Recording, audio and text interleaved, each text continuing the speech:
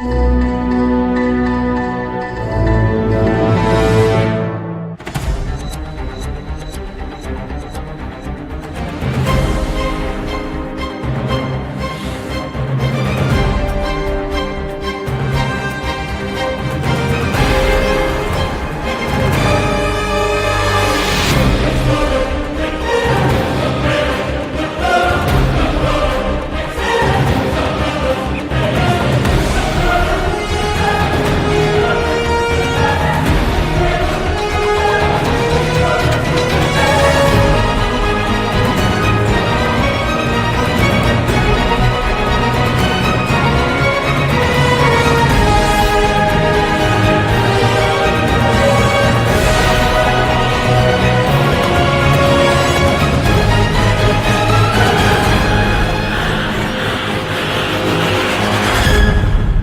incarcerated individual's use of institutional telephones constitutes consent, and your calls may be provided to law enforcement agencies. Thank you for using Securus. Well, folks, it's Friday night. Welcome to the grand jury. It's the live stream that does a grand jury game show style. Each Friday night, we take 5 volunteers from the social media platform X to review use of force videos through the lens of a grand jury. And before we go any further, let's dive into who our grand jurors are tonight. Our 5 volunteers for this week. I'd like to introduce Rooster Talks. Now, Rooster, you've got a platform out there on Rumble. Is that correct? You want to tell us about that, or anything else you want the folks to know about you?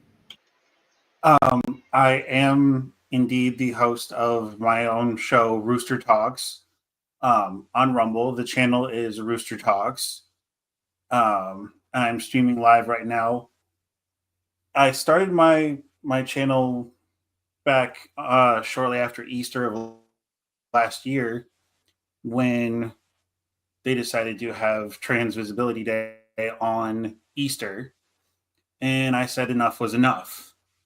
Trying not to get too political, but basically the format of my show is I go and bookmark things on X. I don't watch them.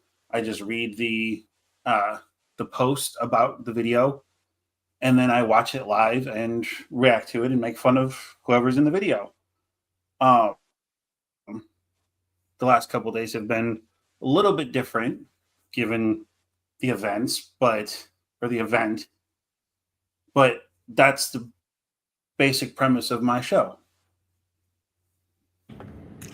Interesting show, folks. You should check it out over on Rumble. Give him a follow on X as well. But Rooster's got a good opinion. I've heard a few of them, and we're glad to have you as a juror tonight. We also have Montucky. Am I saying that right? Montucky or Montaki? It's Montucky. You're correct. Yep. Met Montucky in a space. He's got a very interesting point of view. Invited him to be on the grand jury, and he volunteered. So we've got the sucker in here tonight. But what do folks need to know about you, Montucky?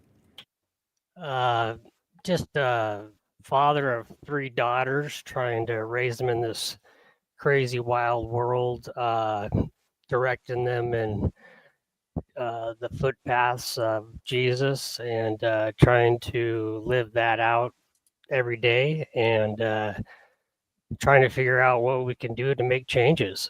And I happened to see this, and I was kind of excited about doing it. So yeah, I'm here. And we're good to have you. Thank you for volunteering. Now we've got the Ultra Grizzly Biker Dad on X. Folks, if you don't know him on X, you should give him a follow. He's a pretty funny guy, and he's got some interesting takes on things. I've been trying to get him on here for a little while, but today's the date he gave me a commitment. I held him to it. But thanks for showing Ultra. And what do folks need to know about you that I haven't said already?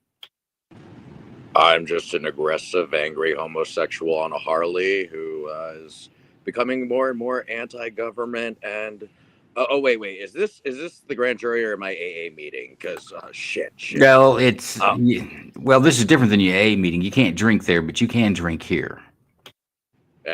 Well, good thing for me, I really don't drink. But anyways, I'll be the person most likely to call for somebody to be hanged here tonight. So pleasure to be with all y'all. Good to have you as a volunteer. We've got our very own Grizzly Greg making his first appearance on the grand jury with our new version style. He's been on the old version, but this is the new version style. Grizz, I think you're maybe in kind of taking over for somebody, but what do folks need to know about Grizz? Because you are rarely seen and seldom heard. Yeah, well, that's kind of how bears roll, Joe.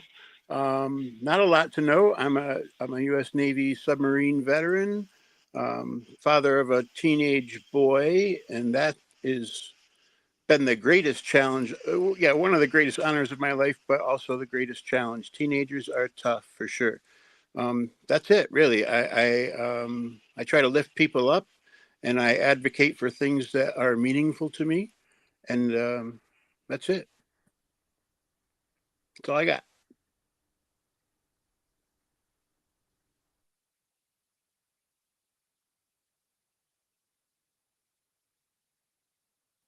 Sorry, folks, had some technical difficulties on my end. And then we have Tyler J. Beasley. Tyler J. Beasley, I was in a space, not this last week, I believe, or maybe over the weekend, and I had never heard of Tyler. I listened to him in his space. He's got some real uplifting things and a message that he's got out there. Pretty much get off your ass and go do something. You can make the world's your oyster type of guy at 22 years old, and he impressed me. Then I found out at one time he was the #2 guy on TikTok. Is that true, Tyler? That is 100% true. So, I'm a guy that likes to motivate people, get off your ass type of do shit kind of guy. #2 in daily rankings, sat here on the TikTok rankings for quite a while before I mitigated those skills over to X and made great connections with all of you.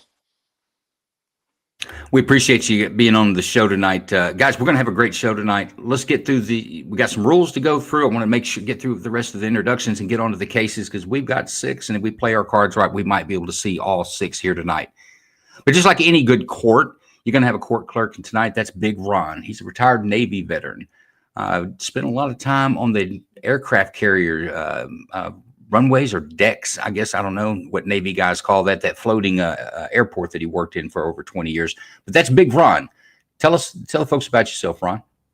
Good evening, everybody, and welcome to the show tonight. That's correct, Joe. I spent 20 years in the flight deck of multiple aircraft carriers, launching airplanes with lots of ordnance off the pointy end and watching them come back empty knowing somebody had a bad day.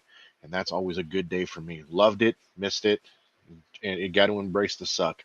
Well, Joe, looks like we've got all of our videos loaded. The jurors are in spot. The clock is ready to go. Everybody's loaded up into the chat on the right-hand side of the screen. Looks like we're going to have a good show tonight. I'd like to welcome all the new people that are in the show from Rumble tonight. Make sure you do, like the banner says at the bottom, give us a follow, throw a thumbs up there, follow your hosts and your co-hosts, and all the people that are across top of the screen as our jurors. We appreciate them coming on tonight. With that being said, Joe, back to you. Let's kick it off. We do appreciate having you, Ron. And Big Ron will have the control of all the bells and switches tonight. Any technical problems, please send the email to him. And tonight, we've got expert witnesses. This is not uncommon in a grand jury. And we have our expert witnesses, Jason, a retired 30-year veteran law enforcement. He's also the developer of the 3D response school safety systems. You might have seen him out there on some shows, the Colonel Manus show this week and a couple of others. Since the latest school shootings, Jason's become quite the expert when it comes to school shootings, rightfully so. He worked over 10 years to develop the 3D response system, 30 years in law enforcement in various capacities, one including school resource and school safety officers for his jurisdiction. But Jason, we appreciate you being a witness, expert witness here tonight. And you've been doing this, by the way, folks. He's done this every show. Jason hasn't missed one. He's one of us. But welcome, Jason. And what do folks need to know about you before we get started? You summed it up. Patrol officer to lieutenant and pretty much anything in between. And after retirement, I'm just focused on 3D response and getting this into schools to keep our children as safe as we can. So have fun, everybody. We do appreciate you, Jason. It's great to have you. You have a great outlook. And we'll go over how Jason will be utilized in tonight's show. But let's get into what a grand jury. Now, we're in a grand jury. This is not a jury like most of us probably see on television. Some of us may have even served on grand juries. You may serve on one. We may even, folks watching, have previously served on one. But it's rare. What goes on in a grand jury is secret. It's a constitutional development piece of infrastructure that's putting into our law system to protect us from the government. It's a panel of citizens that are selected at random within the jurisdiction that will sit and hear multiple cases, unlike what you do in a criminal trial where a jury hears one case. That's one way they differ. A grand jury will hear multiple cases during a session. A session can last a week or up to 90 days in some states. Each state, it varies. But also, unlike a trial jury or criminal trial, a grand jury may ask questions and even issue subpoenas. They have a lot of power, this grand jury does. And they have the right to review evidence at any time. If you've ever been involved in a criminal trial, the jury has to sit there and be quiet. Write it down in your notebook when you go get a drink of water. Don't even discuss this case with other jurors, with no one, not your spouse, no one, until it's time to deliberate. This is different. You guys may ask questions. It's like a more informal trial setting. So the questions go back and forth. We ask this jury to decide. When I say the lens of a grand jury, we ask them to decide by using the reasonable person standard to determine if there's probable cause to believe the force used was justified or not. We're not looking for guilt. We're not looking at tactics. We're not looking at anything as whether or not would a reasonable person believe that they needed to use lethal force at the time lethal force was used, or they didn't. And the reasonable person is not you. It's not me. It's not a specific individual. It's a hypothetical construct. The average person who acts with ordinary prudence and common sense. It's not the smartest guy in the room. It's not the dumbest guy in the room. It's that person right in the middle. And if we're looking at police officers, that's the standard there. It's not Jason, 30 years plus of law enforcement and particular training and just experience, or it's not day one rookie. It's that guy somewhere in the middle. I would say a reasonable police officer would be somewhere about 5 years. But you're not really looking at that. You're just, would a reasonable person believe that they needed to use deadly force when deadly force was used? That's the reasonable person standard, not you, not whether you would have done it or not, whether a reasonable person let me put it this way.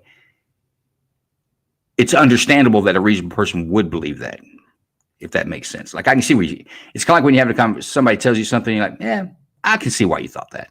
Even though you were wrong, I can see why you thought that. If that is it, then that's the reasonable person standard that you're looking for. Probable cause. Unlike a trial jury or criminal jury, the standard that you have to convince, the state has to convince a jury in that setting is beyond a reasonable doubt.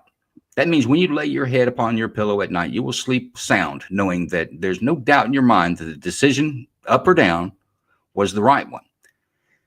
In a grand jury, you're not looking for guilt. You're looking for probable cause. Remember that we talked about would a reasonable person believe that probable cause exists?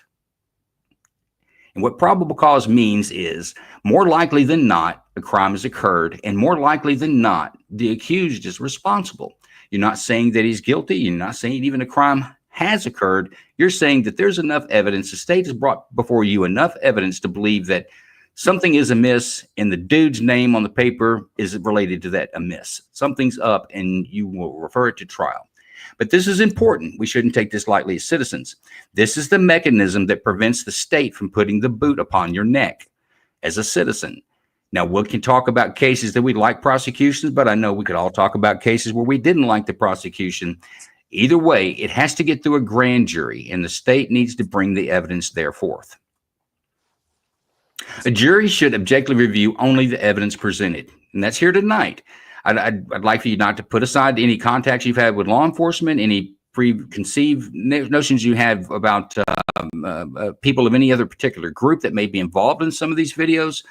Only consider the evidence that we're going to show you here tonight through the lens of a reasonable person to see if there's enough probable cause to true bill it, which means indict them and allow the state to continue prosecuting or begin prosecuting. Or no, a reasonable person would believe that force has been used. Reasonable force could have been used or was used, and then you would return a no bill. But we're looking for an objective review and only the evidence presented. And I'll tell you this, regardless of your political agenda, you need to think of it this way. We always imagine ourselves being involved in a grand jury as we got selected and we'll sit there. Or we imagine ourselves being involved in a criminal jury because we were selected for jury duty and we're sitting there in judgment of others. but the tables could be turned. You could be sitting at the small table with just one friend in the room. That's the guy to your right. So think about that. And weigh these things out, I say, as the reasonable person. The only other rules of the game is 3 out of 5 votes wins the day. That's why we have 5. If 3 of you say one way, that's the decision it will be. If 3 of you say the other way, that's the decision it will be. There'll be no split votes tonight. With that, do we have any questions? Anything that about what I've covered, or maybe something I didn't cover that's hanging in your mind, yours? This is the time. Where do babies come from? That's after party stuff, Ultra Grizzly Dad. Hey, by the way, folks, we do have a companion space going on X. It's Vigi Hates Left, I think is what it is. See if you can find that out there, and maybe one of my Bruce Wayne, who's our backup producer here tonight that I didn't introduce. We'll get to him at the end of the show, but maybe Bruce Wayne can help us get the proper name of the space and where you can find it. But we do have a companion space where they're watching the show and they'll give comments in between. And I've heard no questions out of the jury. Big Ron, let's go to case number 1. Case number 1 it is.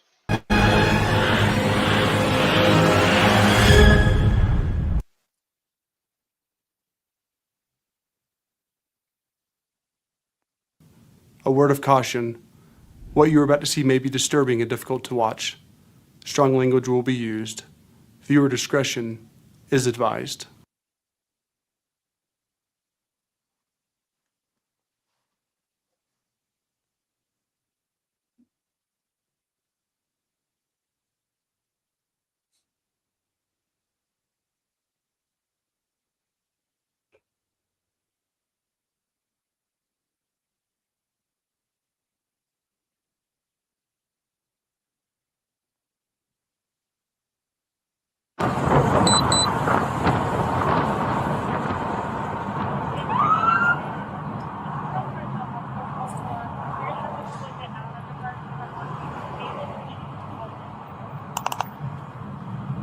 David John Lincoln, Henry 7-0.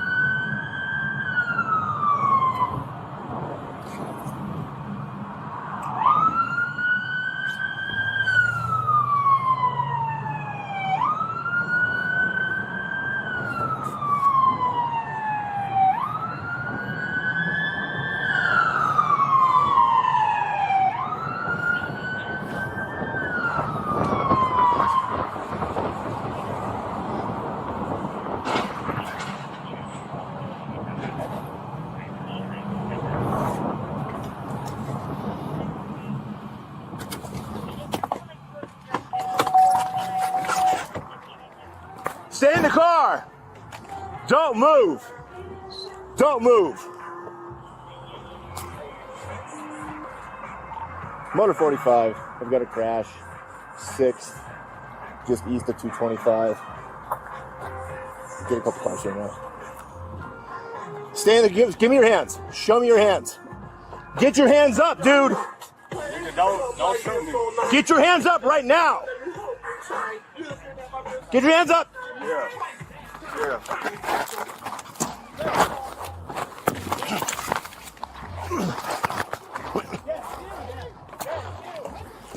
Get on the ground. Get on the ground. Get away from that motherfucking gun. Get on the ground now. Get that shit. Nigga, get on the ground now. Get that shit. Get that shit. Get that shit. I'll shoot you. Get that shit. Get that shit. Dad, chill. No. Get that shit. No, Dad, chill. Get that shit. Officer, chill. Dad. Get that shit. Get on the ground. Get that shit. Get on the ground. Oh, yeah. Dad, chill. So, you ready for this? Relax. You ready for this? Get on the ground. You ready for this? You ready for this, huh? You ready for this, huh? Get on the ground. You ready for this?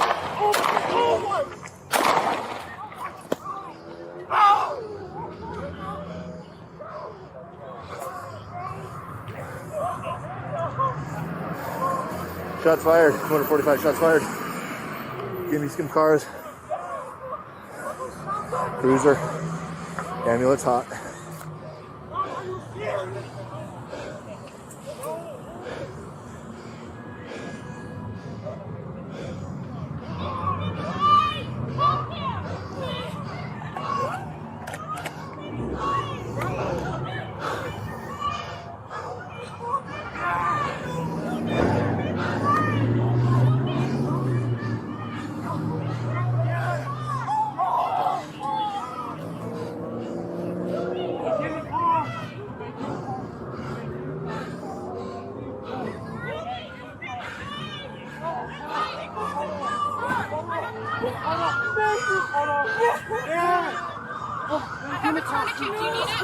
No. It's not a tourniquet kind of thing. Thank you.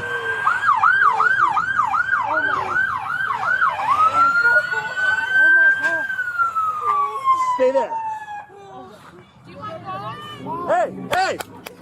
Get over there behind us. There's a gun over there. Behind the boxes. Shut it all down. Sable, westbound, highway, eastbound.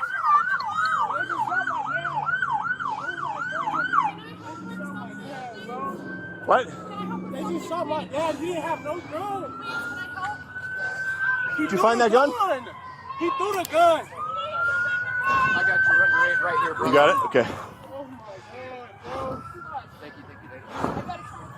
Yeah.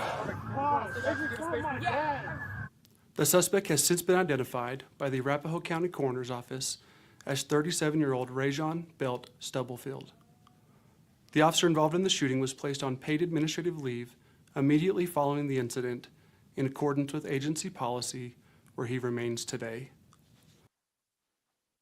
All right, folks, so that's your first case. I didn't pull any punches. We're all going to get wet and water in our nose on the first swim here.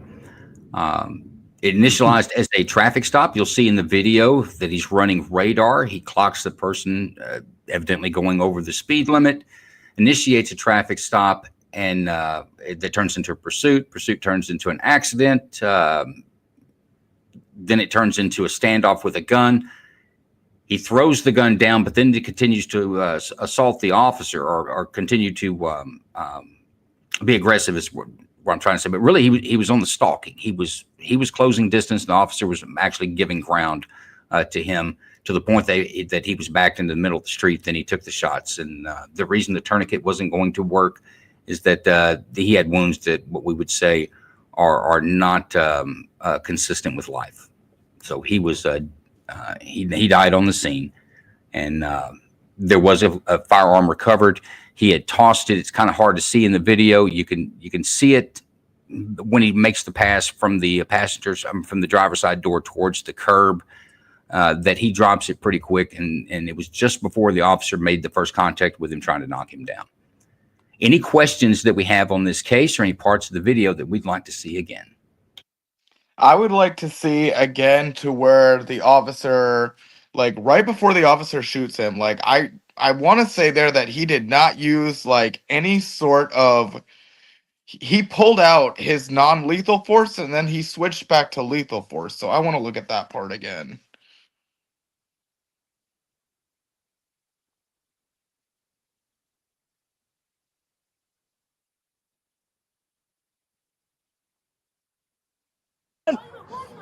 You ready for this? I haven't seen non-lethal. Where did you see that at? You ready for this? Too far ahead? If you rewind before this, rewind back up, back like a minute, right there. Yeah, how about the car? Let's see what he gets out with the car. No, he has his gun on him right away when he gets out of the car. Yeah, but if you notice, after the suspect gets out, he does end up switching. Motor 45. I've got a crash. 6th, just east of 225. Get a couple cars here now. Stand there. Give me your hands. Show me your hands.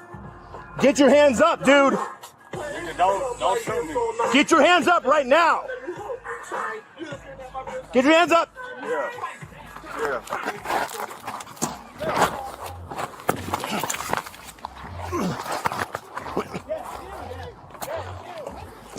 Get on the ground. Get on the ground. Get away from that motherfucking gun. Get on the ground now. Get that shit. Nigga, Get on the ground now. Get that shit. Get that shit. Right there, as you see that here he pulled out his taser. Get that shit. Get that shit. And then he switches right here back to his gun. Get that shit. I think it's the same thing. Why? Shit. I'll shoot you. Get that shit. That's a gun. No, that's his gun. Get that shit.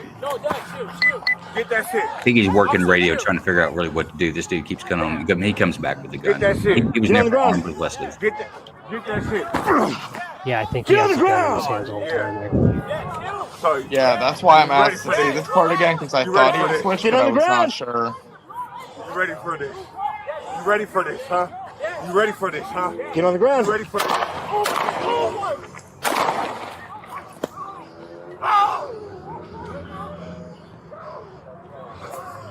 Yeah, the way he collapsed, that was a headshot. The tourniquet wouldn't have done any good. No, I imagine, like I said, the report would word something like received injuries that were not consistent with life. All right. Any more questions? Ultra, you got any questions about this? Rooster? I do not. It's pretty straightforward. That's what they say. But Big Ron, it sounds like they are ready to deliberate. Let's get them a clock. All right, folks, you're on the clock, 10 minutes. I want to go to you first, Ultra. Give me your first initial opinion of this video. Oh, I am instantly going with no bill. Everything you had stated, you were spot on. You know, it began with him clocking him at speeding. He tried to initiate a traffic stop that turned into a pursuit. The guy crashed into somebody else, so he was a harm to other people. He refused all directions. He pulled out a firearm. The officer gave him multiple chances to stand down, and he kept behaving aggressively on him, closed the distance, and the officer took shots. So I am on the side of the officer. No bill. What if I were to throw this caveat in the definition of justifiable homicide or justifiable deadly force is in protection of yourself or a third person? In other words, you or someone else. You can use deadly force if you believe that lethal force is being used or force is being used against you that could cause serious bodily injury and or death. So even if someone's going to try to break your arm, you could use deadly force to prevent that from happening. So do you say that scenario? I mean, this guy was like, just wanted to fight. He had his hands up, like, you know, they were just going to tussle a bit. He wasn't brandishing a firearm. I mean, do you think it's reasonable that the officer feared for his life or feared just for maybe getting beat up? I do think it was reasonable that he feared for his life. And did the guy not pull out a gun? He threw the gun. First contact. There was a firearm recovered, but it wasn't on his body. He had thrown the gun. If you listen to while the officers giving directions or giving out information as other officers are arriving, the first one to get there, he says, "Yeah, stop there, but go over there behind the boxes," I think is what he said. There's a gun. Yeah. But the guy tossed, when he gets out of the car with the gun, when the officer makes contact with him, he goes to the ground. The gun is tossed at some point in there. Initially, I thought it was on his waist, but it wasn't. I think it's like a cell phone or some BS he's got on his right hand waist. It wasn't the gun. The gun was recovered, but it wasn't recovered where the man died. I am aware of that, and to me, that says that he intended to do harm.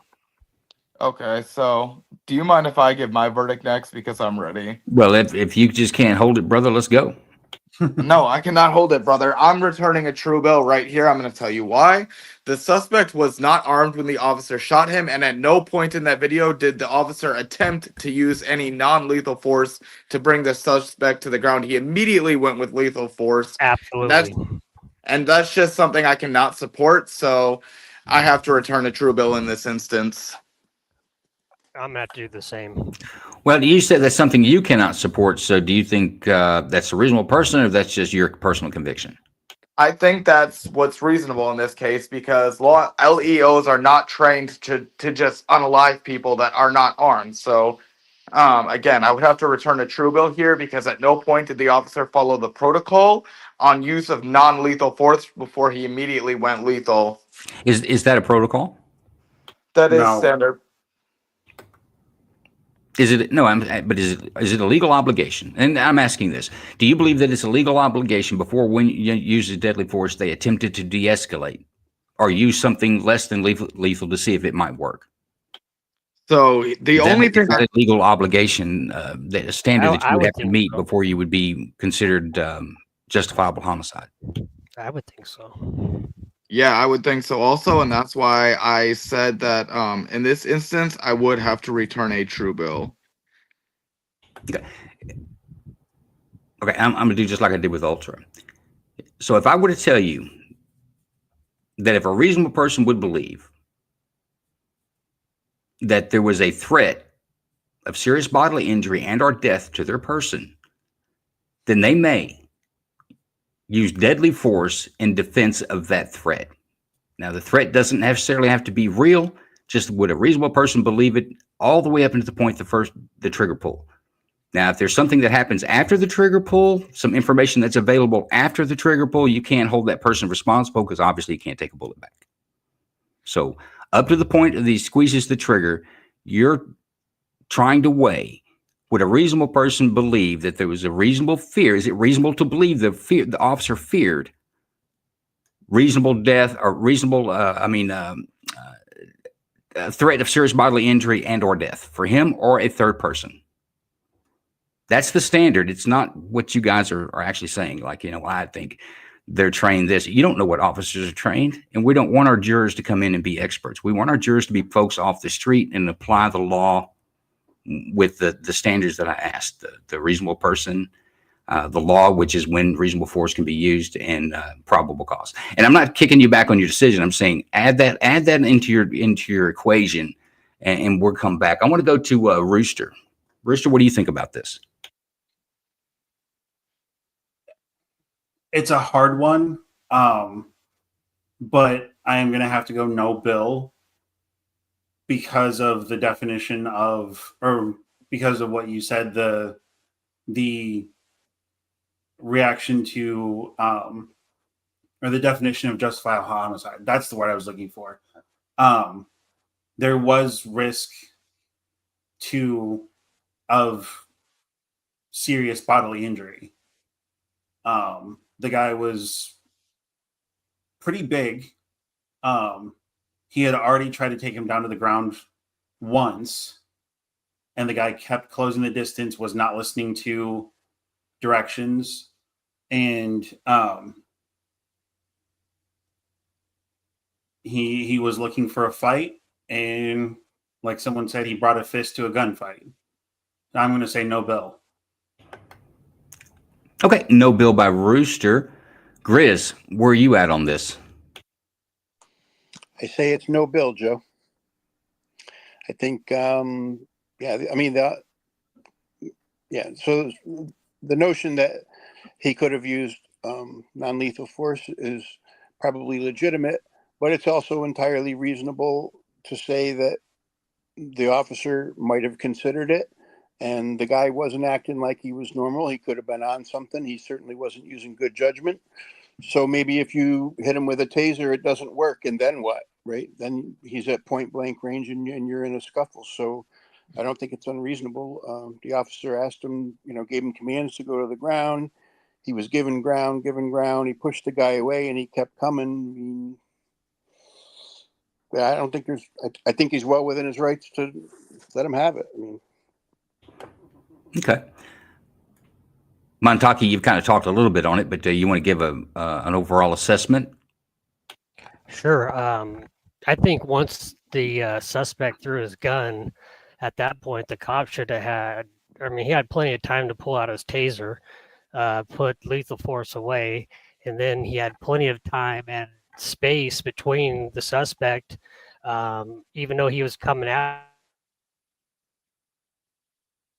had the gun in one hand and clocked him with his left hand and knocked him back. So I don't think he was in fear of his life with all that protection on him. And that had was he not my thrown down point the too. gun, had he not thrown down the gun, then heck yeah, that's a totally different situation. But there was a lot of time there, and by that point, I believe his backup was already pretty close, and he should have. I believe just because. Okay, so hang on. You're going to use the fact that. Hang on. Let me say something. Remember the point. The time anything that happens after the trigger pull, that's unfair. It's unfair, and I say this, folks. Right now, hang on. I'm saying this judgment we're doing with law enforcement, which is representative of the government. I get where you're going, but you and I as citizens will also be judged like this. In most states, and Texas is one of them, if I use deadly force, if someone kicks in my front door right now, I air them out, I will have to go to a grand jury before the case is disposed of, because it takes a grand jury to say it was justifiable. No one else can. So reason I was in say this caution yourself on predicament. how deep you want to go and how much you should be doing on these, because you will be judged by the same. No, I fully agree No, I with agree. I what agree with you. I agree with what. I'm sorry, I have to take Montoki's position here. There was plenty of time where the officer could have used non-lethal force and chose not to. The officer escalated the situation by punching the dude in the head instead of using the taser. So I personally feel that I have to return to Truebill here, because there was plenty of opportunity for him to use non-lethal force and he chose not to. All right, Big Ron, we're down 24 seconds. I'm not going to poll the jury any longer. I think we have a vote. It is a 3-2 no bill, but we have a split decision on the first one. 3-2 no bill. Can you post? There you go. Posted it up. No bill, no formal charges on the first case. I tell you what, put a minute on the clock. No, put 2 minutes on the clock, Big Ron, and post that back up. I want to get Jason involved on this one. Jason, what's your overall on this? We've got 2 minutes that we're all going to go back and forth. Let's try not to eat up the full 2 minutes. But Jason, what's your take? I see the less lethal transition in the middle there, but in the same breath, I'm not in his shoes. I also see the justification of shooting, because I'm pretty sure. I mean, I've been in scuffles before where it's not easy to get in a fist fight, and he already tried to take him down. He took a punch, and in his mind, maybe he's thinking, I can't win this. And when you are carrying a gun, if that guy knocks this officer out, he's displayed everything in the world to finish that officer off with the officer's own gun or any tool on that officer's belt. So you're talking about reasonableness. I don't know how big that officer was. This dude was a big guy. If that officer gets in a fist fight and that fist fight goes to the ground, or that officer cracks his head, I mean, that officer is thinking, in my mind, I'm not going to fight this guy because I have a chance of losing my life. In that split moment, and that's where I think the justification comes in with it, is that that officer has a gun as well.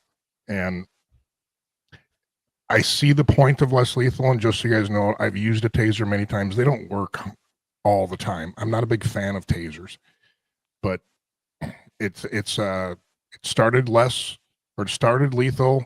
Maybe there was a moment for less, go back to lethal. But the worst feeling in the world is when you're in a wrestling match or a fight and you can only fight with one hand because you're trying to secure your gun.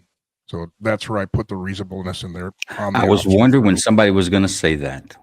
It's an unfair fight if that's the way you look at it. It's an unfair fight. When a cop gets into a fight, there's always a gun there. He brings it. And he's going to keep one hand on it, at least an elbow down on top of it during the entire scuffle. So you're fighting with one hand behind your back, so to speak. I agree with a no bill on it. It's a lawful but awful. But I think that two aspects to it is that the officer is going to fight with one hand. If he gets into a fight, this guy was intent. I think a reasonable person would believe that this guy was there for the fight. He kept taking ground. The officer had ceded ground. I mean, where they started was on the other side of the white vehicle. So if you go back and watch the video, he ceded almost half a block to this guy. It's in the street, and the guy's getting closer. It's not like he's maintaining that distance. The guy's taking the distance up. So I think a no bill is good. Maybe a taser, maybe not. I'm like Jason. Tasers have worked, and then tasers don't work. The problem is you never know until you get it out there and it doesn't work. And this guy's pretty close. You think about that. Your transition time from taser back to firearm when you need it, the guy's going to be on top even necessarily. So I think no bill was good, but that was a tough one. We didn't pull any punches on that one for you right off the get. But without any further delay, time is up. Case number 2, Big Ron.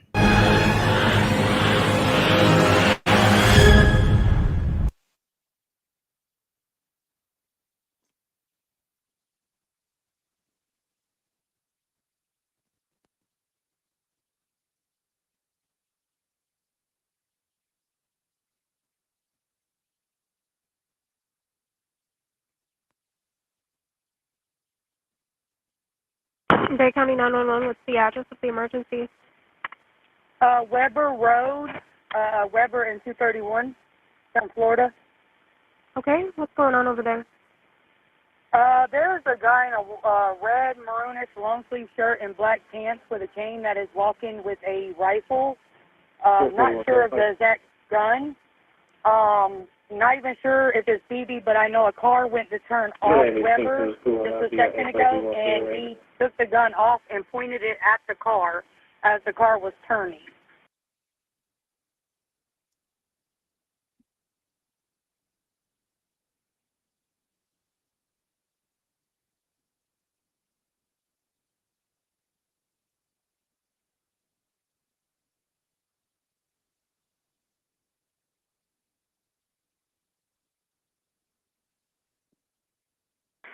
Baytown Sheriff's Office, where is your emergency? There is a guy walking down at Weber Road with an assault rifle and fountain. Okay, what is your name? And Okay. I was actually just heading home because this is the same guy that was stalking me at my work yesterday. Okay, just stay on the line with me. Are you close to Edward Road in Weber?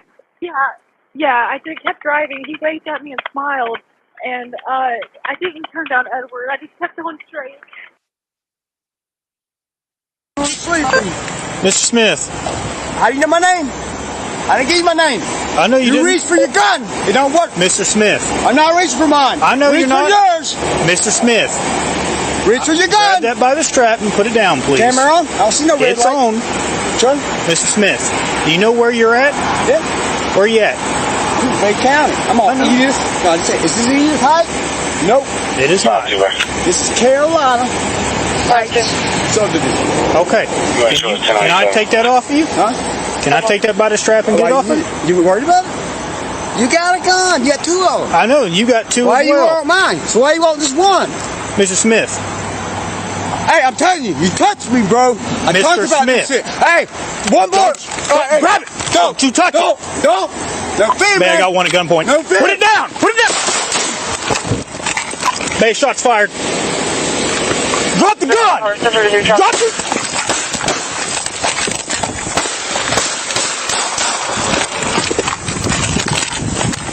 I need code 3 now. I got shots fired.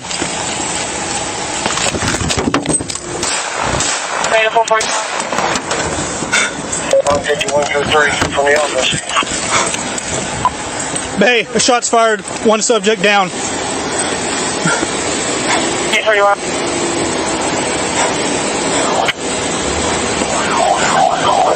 We have this location. Weber and 231.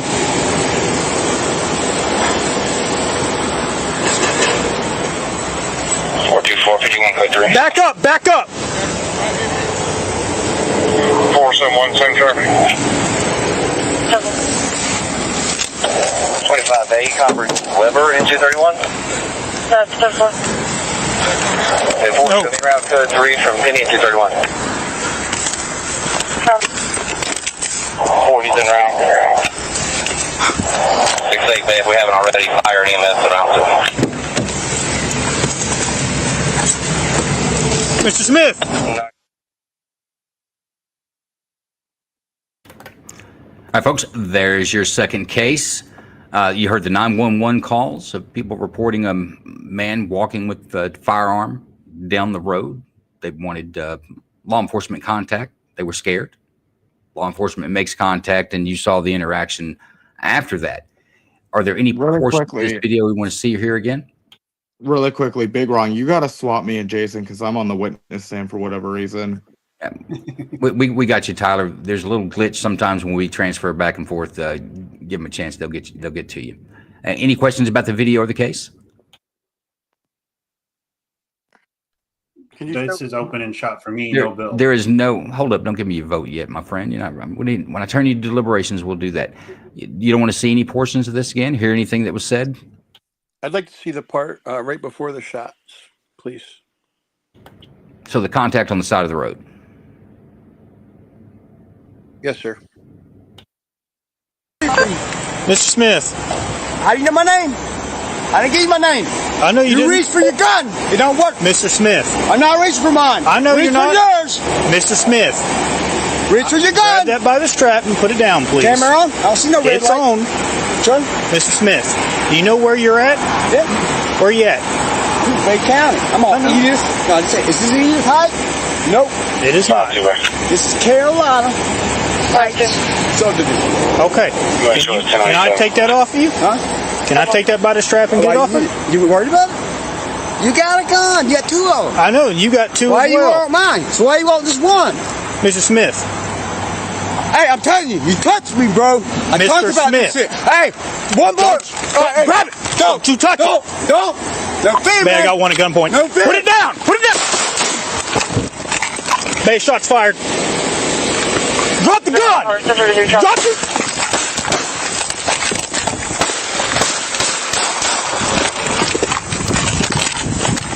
I need code 3 now. I got shots fired.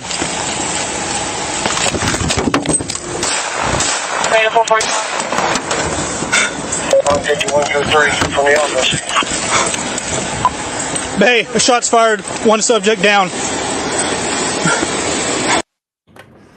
See what you wanted to see, Grizz? Yes, sir. That's enough. Thank you. Okay, if no other questions, put them on the clock, Big Ron. Let's go. All right, Montaki, you seem to be pretty close to a decision. Let's go to you first. What's your overall assessment of this? Well, obviously the guy seems to be pretty out of touch with what's going on to begin with. He's already a threat to other people, and the fact that he went to grab his pistol out of his holster like he was going to shoot the cop. I mean, that's an instant down. Sorry, no bill there for sure. Okay, and let me add a little bit to this. No bill would mean it ends there, right? Okay, I think I know where you're going with it, but I see some comments coming across about open carry in Florida. You can open carry in Florida if you're going hunting or fishing, but I think if you're just walking down the road, you don't have a rod and reel or anything to tackle with you or whatever, I think law enforcement does have the authority to stop and make contact with you, because otherwise, if you're not engaged in those two activities, it is unlawful to open carry in the state of Florida. May I interject real quick? You may, as a Floridian, you may. Thank you. Yes, you are correct. It is illegal to open carry in the state of Florida unless you're hunting, fishing, or in times of disaster. That will change on the 25th of this month as the Florida Supreme Court ruled it's unconstitutional. We will be open carrying then. So at the time of this video, it is unlawful to open carry in the state of Florida. Right. So, I mean, I think in the state of Florida, I think the officer had authority to stop and make contact with him and have that interaction. But you're a no bill. You're okay with the force used and believe that it was reasonable. Well, let's go to Tyler next. I love you for going to me next, Joe. Thank you very much. So this is an easy no bill for me. The officer gave him several commands to drop his gun. The individual clearly had some mental health problems going on because he didn't even know where he was. He thought he was in North Carolina and not Florida. The suspect then grabbed his pistol and raised it like he was going to shoot the officer. The officer then did what he had to do, in my opinion, to protect himself and make sure his life was not ended. I feel like the force is reasonable, and so for those reasons, I have to return a no bill. But did you hear him call on the radio once he realized this guy had mental health issues and asked for the social worker? Did you hear that call? 'Cause I didn't. He didn't even ask for that. Right, but before he even did that, he just reached at the person, and I think that could have. I think that's a great part you brought up there, where he in that part he literally said to the person there, he clearly had mental health problems. I don't think anybody's debating that, but the officer reaching Right. for So the why gun, wouldn't the officer recognize that? Because he should have had that training. And why should maybe back off? Maybe back off the guy. He's not pointing the gun at anybody at that point. He didn't back off. Right, but as Ron said, he still has to try to detain the suspect because in the state of Florida at the time of this video, open carry is illegal. And so just because you have a mental health problem, that does not give you an excuse to break the law. And again, the suspect drew his gun at a deputy, and so the deputy was in fear of his life. And so do believe the force was reasonable here. Okay, I'm going to take that. I'm going to take that as your initial vote. Grizzly Greg, give us a Bears view of this. The Bears view is that it was justified shooting. He was drawing his weapon on a cop, and that's all the threat a cop needs, right? So he made a reasonable effort. I don't even think, the carry laws are relevant. Like, he has a gun and he's pulling it on the cop after the cop has been asking him to set him down. So that's a threat. That is a good point, whether it's lawful or unlawful. Even if the officer stopped to ask him for something else, or just say, hey, I was just checking to see what you're doing, in a consensual stop, if he draws a firearm on him, then I think the threat is present and real at that point. I want to go to Rooster Talks, man. What do you think about this one? So I jumped the gun. I said, no, Bill. My explanation is the circumstances of the 911 calls previously. They were already on the lookout for someone carrying what looked like an assault rifle. I believe that was a shotgun, acting erratically. So they were already looking for someone who could potentially be dangerous. So you're walking into a situation with an erratic person that you don't know how they're going to respond. And he asked him several times to put down the firearms, probably because he was going to detain him under the circumstances of the 911 calls. And then the only reason that officer is not dead is because that guy didn't practice drawing his pistol. If you watch carefully, he attempted to draw his pistol first, and I think he had a clip, like a button holster. And the only reason he didn't get it out faster was, I think, because he forgot to unbutton it. So the officer had the opportunity to draw his gun first, still didn't shoot right away, waited until the gun was pointed at him, and then opened fire. I think it's justified. And another thing people miss is, if you look at the beginning of that video, it said that law enforcement had also had previous contacts with the same individual the night before. Yep. That's what I was getting at. They were already looking for a person acting erratically. And they had dealt with that she thought. Okay, well, let me get to. She thought he was stalking her. I get you. I think you made a good case for that. Ultra, let's hear from you, sir. Everyone has said every thought I've ever had about this case, so I am clear no bill. All right, I think we've got a decision there. Leave that clock up. Leave our 2 minutes up. We'll burn that, I think. And let's go to Jason. Jason, you have any comments on this? By the way, I want to throw in a comment. Over the hood, man. That was the way to go. That was a good way. He actually went to the back of the vehicle, surprised the guy, and I think probably got one or two in him and in his extremities, and then hopped on the hood of the vehicle and made those down shots. So I'm gonna give the officer some tactical credit there. But Jason, what's your opinion of this one?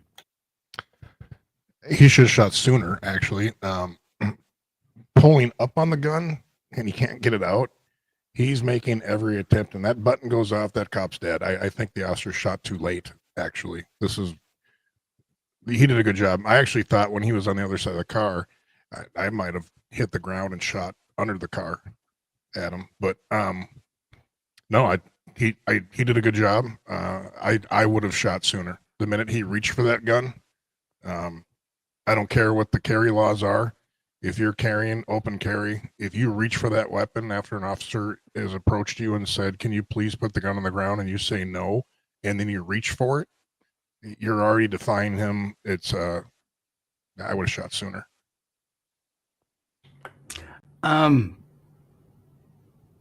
you know what? I think the time to clear leather was immediate, I think, but I don't know about shooting until he went to that pistol, because he's strap holding the shotgun, and I believe it was a shotgun too, Rooster, but he's strap holding the shotgun, and then moves his hand down to hit that clip holster on his left. I think that's the time when we're talking trigger, but clearing leather, I think almost off the get. That's what I mean. When he's reaching down to grab his handgun, and he literally is pulling his pants up, trying to get it out, light him up, right there. Don't let him get that out. And that's where I'm saying I would have shot sooner. I've heard you say this before, like he should have shot sooner, and I'm always reluctant. I agree with you. I think the condition was there, but I'm always reluctant to start judging people about how fast you kill someone. I mean, that's a personal decision that you got to be okay with when you do it. But no, I agree that that was hinky off the get. Even with his hands in the air, this dude was hinky. All right, with that, folks, it's not only Friday night, but I'm sorry. Go ahead. I don't look at it as judging how fast someone or how quickly someone is willing to kill someone. I look at it as how quickly you're willing to defend yourself. I agree with Jason there. I think he should have shot sooner, to be perfectly honest. I'm in agreement with Jason as well. Look, I'm not saying I would have judged him harshly if he shot sooner. I'm just saying I'm not judging him harshly because he didn't. That's all I'm saying. I think that that's a personal decision that when you stand there, you'll make it. And if you delay a second to make sure what's happening in front of your eyes is happening, but in front of your eyes, then maybe that's okay. It worked out on this one. All right, folks, it is Friday. It's our normal grand jury, but it's also been a hell of a week. I think most of us have witnessed violence and evil, even if you want to look at it that way. On Wednesday, when a sniper's bullet took Charlie Kirk's life in front of God and the world, wife and children included. But Big Ron, let's take a minute. Let's do a minute of silence for Charlie Kirk.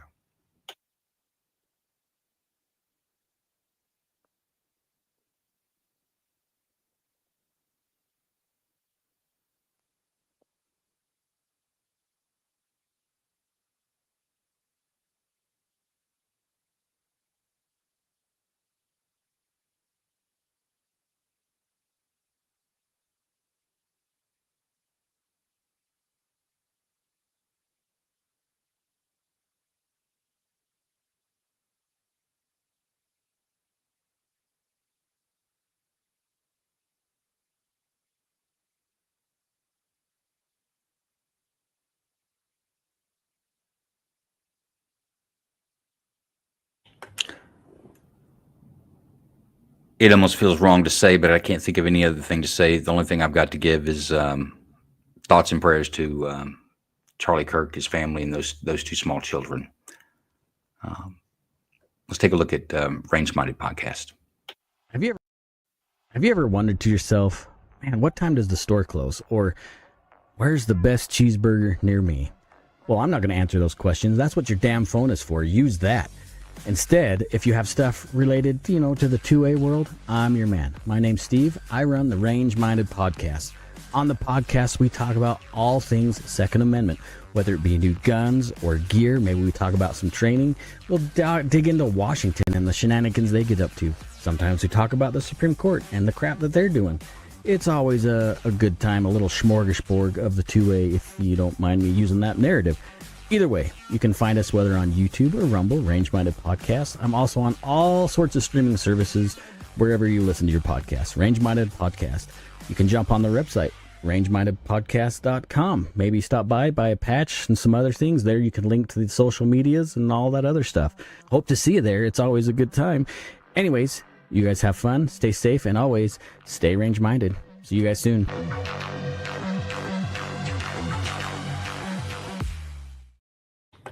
Yeah, folks, that's the Range Minded Podcast. He's a small content creator, does a great show, puts it out every week, very well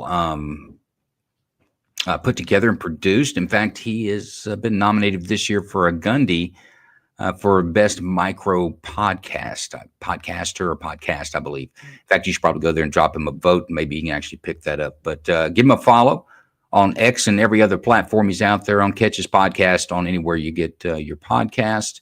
And see his website, rangeminded.com. He's got some patches, some nice swag there. Support the guy. He puts a lot of effort into it. We appreciate it. With that, so we don't get behind, let's go to case number 3.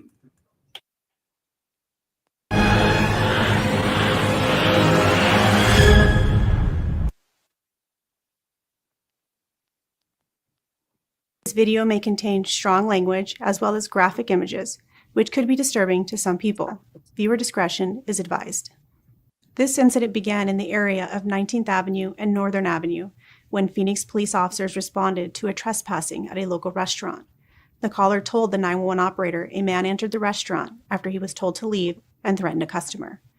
The caller described the man as a white male in his 50s, wearing a white shirt and blue jeans. 911 received multiple calls regarding this incident. One call was placed by an employee of the restaurant. Hello, Phoenix 911. Hi, yes. I have a homeless man outside of the on Northern.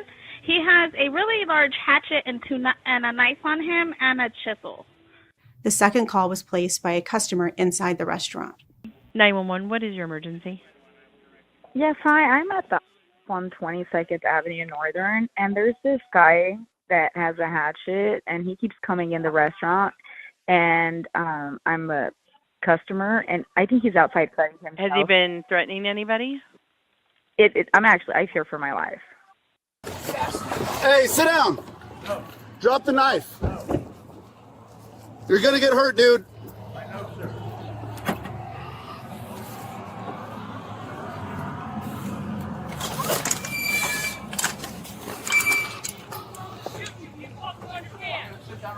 Sit down. Drop the hatchet now.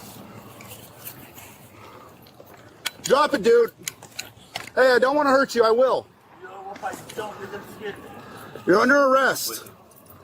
Drop it. Drop it. Drop it. Drop it now. You're good. Drop it. Drop it right now.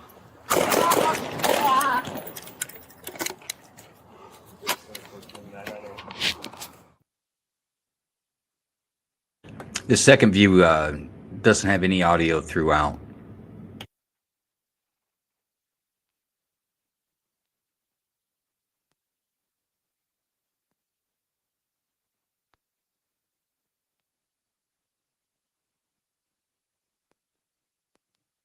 But you do actually get a better shot of the impact of the non-lethal there.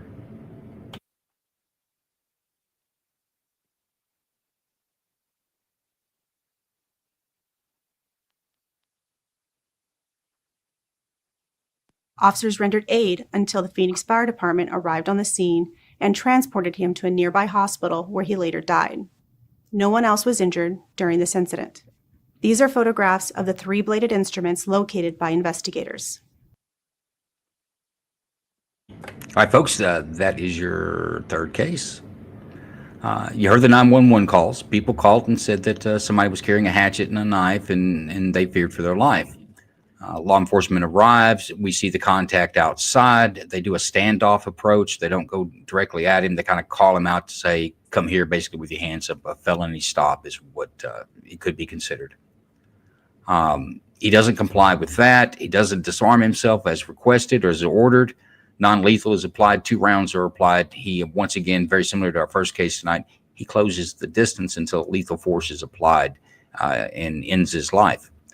So any questions or parts of this video we'd like to see again?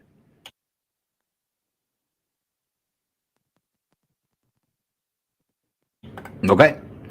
I tell you what, we're going to skip that and let's give him a clock. I would like to see the non-lethal. You want to see the non-lethal deployment? Can you hear me? Yeah, you got me now. Yeah, I would like to see the non-lethal. I missed it.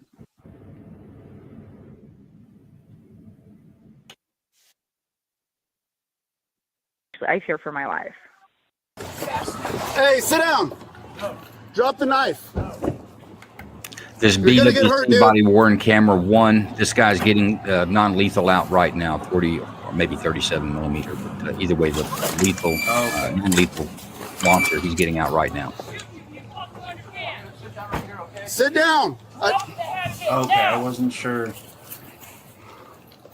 Drop it, dude. Yeah, you can Hey, see I the don't want to rounds. hurt you. I will. in the cradle there. You're under arrest. Armor looking back at you. Drop it. Drop it. Drop it. Oh, there it is. Okay. I see. Drop it now. You're good.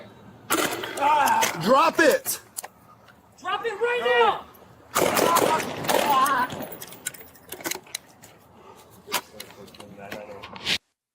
And that's he deployed 2 rounds of non-lethal.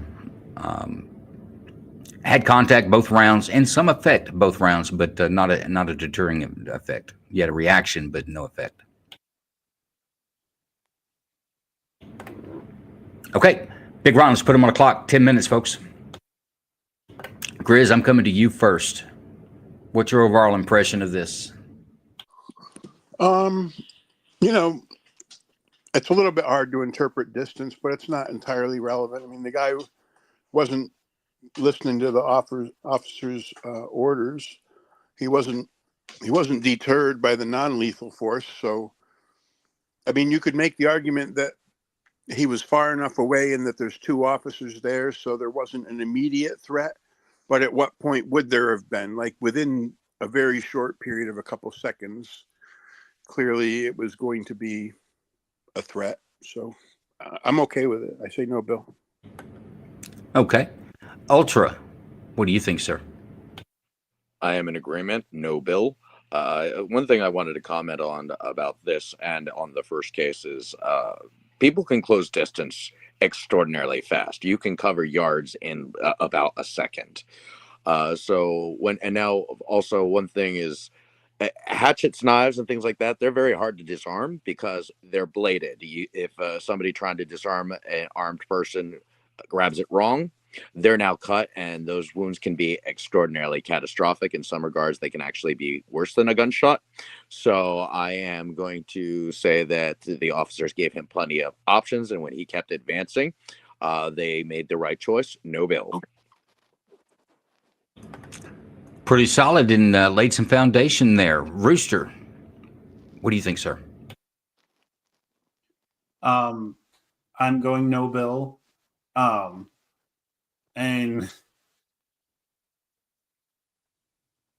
the reason is because that one caller said, "I fear for my life." That to me immediately gives cause for justifiable homicide based on the definition, which is serious potential for serious bodily injury to yourself or a third person. She's a third person. She fears for her life. Not to mention, well, it's a reasonable fear. And let me ask you about that. I thought that was interesting as well. But the question was, did he threaten you with? So she says someone's in here with a hatchet and a knife in this restaurant, and the dispatch asked, "Is he threatening you or other people?" And she says, "Well, I'm in fear for my life." It almost reminds me of someone who's open carry in a state that it's lawful, right? They're not breaking the law, but just the mere sight of it makes someone panic and be scared. I think that's not a reasonable fear.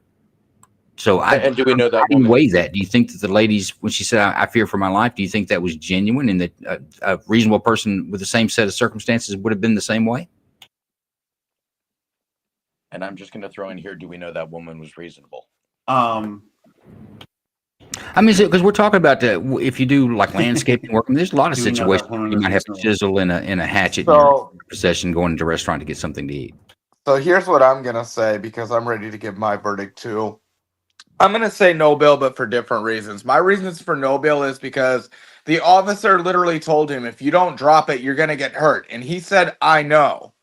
If you rewind that, those were his exact words. "I know." And he continued on. So at that point, after the suspect was told, "You're going to get hurt," and he said, "I know," and he still continued his actions. He was still in a competent state of mind.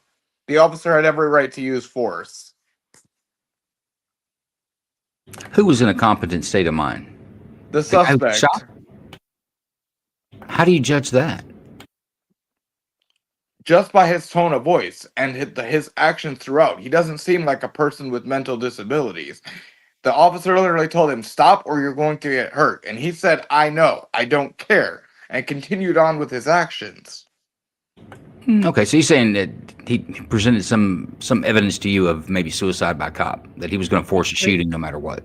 Exactly, because if you rewind that, his exact words were Actually, the I cop's agree. exact I words agree were with that. Yeah, the cops. He swayed you, Rooster? He got you? He swayed you over with that argument?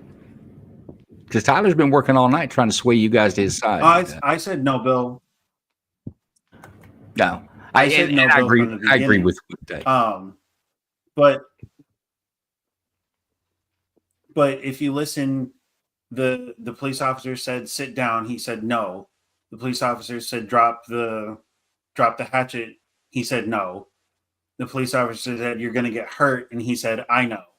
That And that was my immediately exact means point. to me, and I would consider myself reasonable, that he wants to die.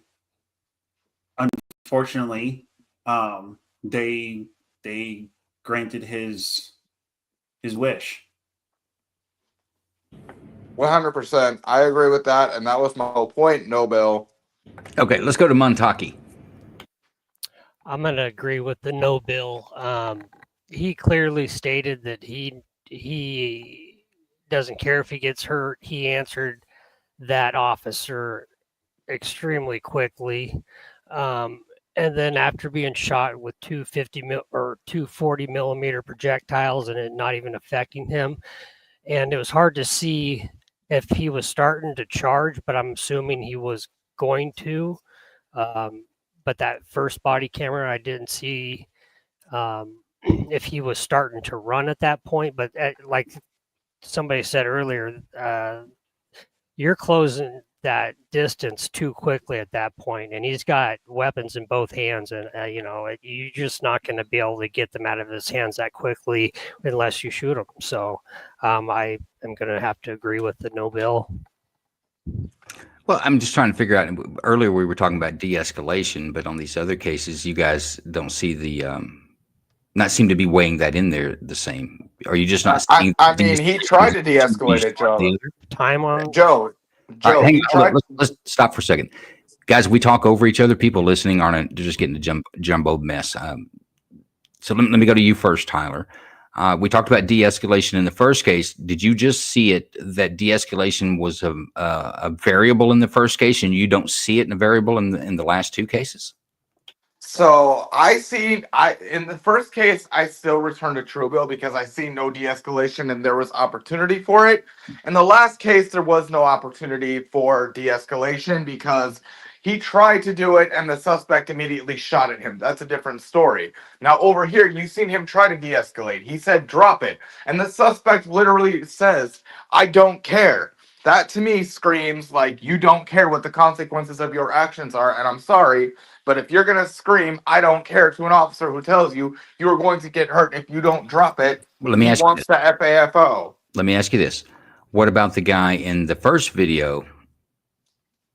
What was he saying?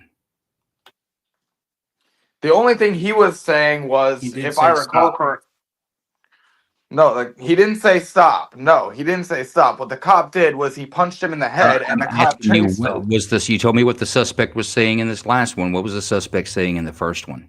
He was saying, get the gun. But the suspect was not the one getting the gun, and that's the important thing to point out. Is the suspect was telling other people to retrieve his weapon. Stop. We're in the clock here. We can talk about this later. We have an after party actually get there. But I was just curious because I hadn't heard de-escalation. Have I gotten to everybody? Ultra, you're a no bill. Grizz, you're a no bill. Montaki, you're a no bill. And Rooster, you're a no bill. And Tyler, you are also. We're unanimous decision no bill, correct? Correct. All right, guys, and I don't mean to cut it short, but we will kill this in 2 hours, and I want to get to all of our videos. I tell you what, let's talk about some Judge Joe Brown barbecue sauce real quick, and then we'll get to our next case.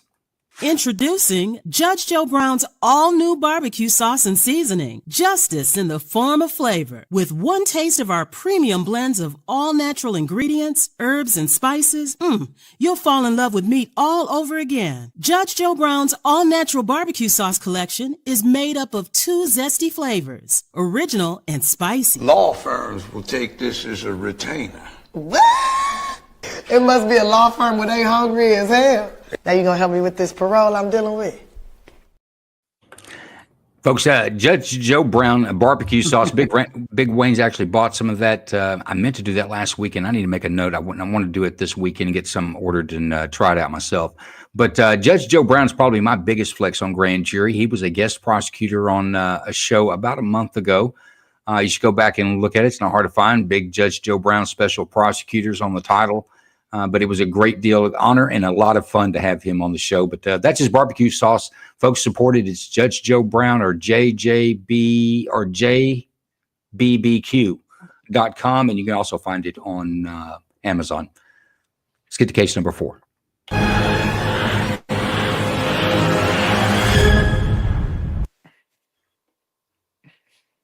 On July 29th, 2025, at 6:39 p.m., a Riverside Sheriff's K-9 deputy contacted an adult male motorcyclist on the side of the road in the area of Redlands Boulevard and San Timoteo Canyon Road in the unincorporated area of Beaumont.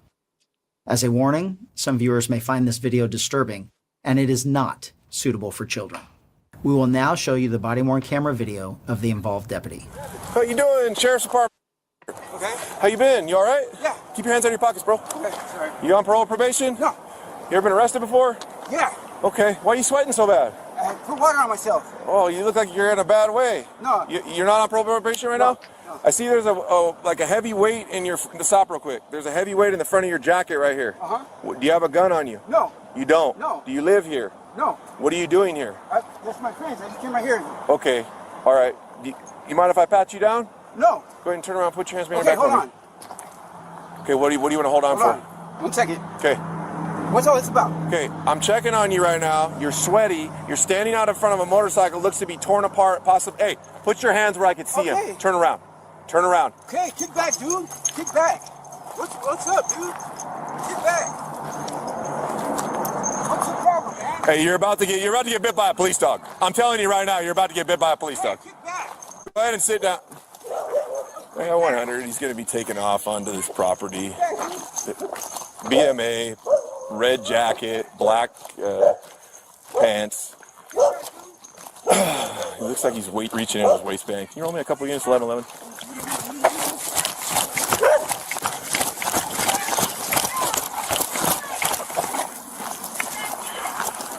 And he's taking off up into the hills.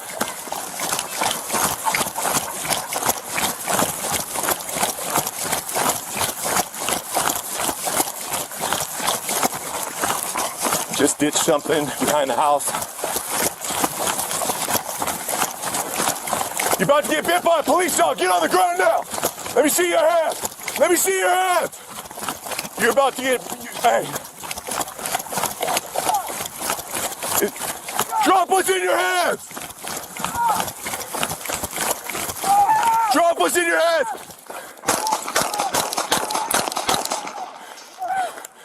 K9 100, shots fired. Get on the ground! All right, folks, there's case number 4. Suspicious vehicle parked on the side of the road. He makes contact. We saw how that reaction went. The officer was in tune enough to see that something was heavy in his jacket pocket and asked him what that was. He started dancing backwards and a foot pursuit began. Any parts of this video that we want to see again, or any questions on the content? Yeah. Would you mind playing the video one more time? I had to reload and I could not hear any of the audio. It's a short video. We'll do that.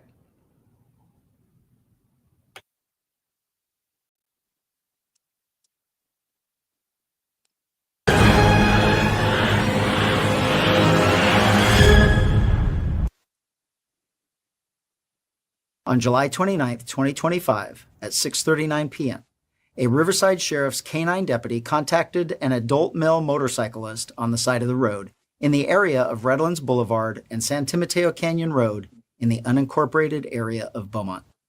As a warning, some viewers may find this video disturbing, and it is not suitable for children. We will now show you the body-worn camera video of the involved deputy. How you doing, Sheriff's Department? Okay. How you been? You all right? Yeah. Keep your hands out of your pockets, bro. Okay, sorry. You on parole or probation? No. You ever been arrested before? Yeah. Okay. Why are you sweating so bad? I put water on myself. Oh, you look like you're in a bad way. No. You're not on parole or probation right now? No. I see there's like a heavy weight in your. Stop real quick. There's a heavy weight in the front of your jacket right here. Do you have a gun on you? No. You don't? No. Do you live here? No. What are you doing here? That's my friends. I just came right here. Okay. All right. You mind if I pat you down? No. Go ahead and turn around. Put your hands behind Okay, your back. hold on. Okay. What do you want to hold on for? 1 second. Okay. What's all this about? Okay, I'm checking on you right now. You're sweaty. You're standing out in front of a motorcycle. Looks to be torn apart. Possibly. Hey, put your hands where I can see them. Turn around. Turn around. Okay, kick back, dude. Kick back. What's up, dude? Kick back. What's the problem, man? Hey, you're about to get bit by a police dog. I'm telling you right now, you're about to get bit by a police dog. Kick back. Go ahead and sit down. Yeah, 100. He's going to be taken off onto this property. BMA, red jacket, black pants. He looks like he's reaching in his waistband. Can you roll me a couple units, 1111?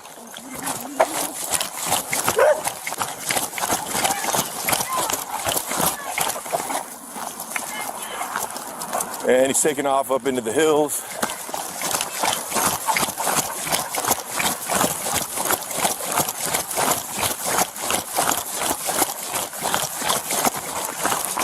Just ditched something behind the house. You're about to get bit by a police dog. Get on the ground now. Let me see your hands. Let me see your hands. You're about to get... Hey. Drop what's in your hands. Drop what's in your hands.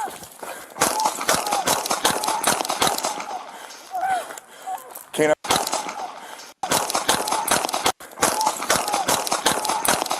What's in your hands?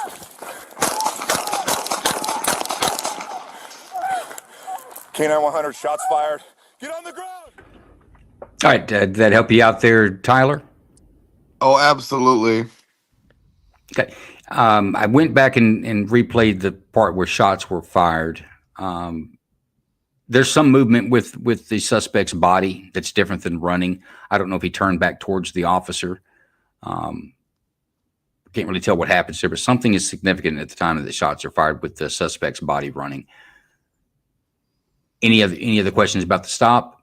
Suspicious vehicle. He said the bike was tore apart, or I don't know if that meant disassembled or maybe wrecked. Either way, the guy's got a jacket on. It looks like it's probably fair weather, and it looks like he's sweating. So I think it's probably a pretty solid contact.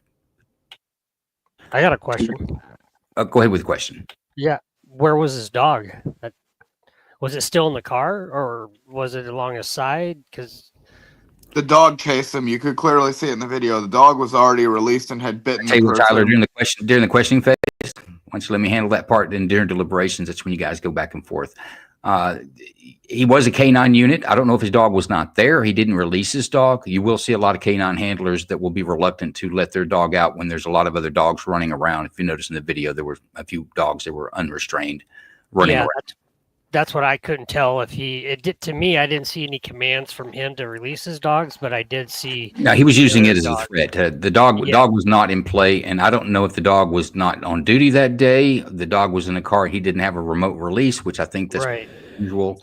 I don't know why he did not release the dog, but the dogs in that area would be problematic. And the handler knows his dog better than anyone else. Yeah, those were his dogs, not the police officer's dog. The shepherd that ran out in front. Yeah, no, those were citizen dogs. Yeah, correct.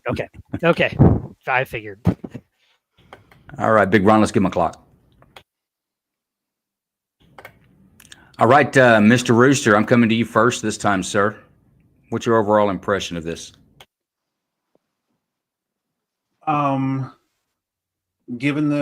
Given the fact that he was yelling, "Drop whatever's in your hands," I couldn't see it, but I do believe that there was reasonable fear that he might turn and use whatever was in his hands to harm the officer, even though he was running away. So I'm going to say no bill. Okay. Grizz, your take? I'm undecided, but I think I'm going to go with Bill on this one. I don't see anything that should be threatening to the officer, but I can't see very well, right? So I have only to judge from the video what I see in the video. Okay, so you're leaning towards a bill right now, but you sound like you could be swayed. I might be able to be swayed. All right, with that, I'm going to the other Grizz on the panel. That's Ultra. What do you think, Ultra? Can you sway Grizz the other direction? Can you actually come back to me, please? Yeah, you know what? I think I can. Montaki. Yeah, I'm gonna have to go with Bill on this one. I feel like the cop was chasing the guy. I'm not sure why the cop even was going after the guy, whether it be drugs or assault or whatever. But being by himself clearly didn't seem like a threat. He's running into mountains that are open. There's no trees there. If it was that big of a deal, let him run and then bring backup in, bring a helicopter, bring your dogs in. I mean, being, like I was saying, if he would have had a dog, that would have been the first thing I would have done. He shouldn't have had to use his weapon. The dog would have taken him down. And I just feel like he was given chase for what reason. I couldn't tell why he would have done that. So I'm going to have to go with Bill on this one. Okay. Do you think the officer had legal authority to ask for his ID and pat him down? And do you think this guy was free to leave?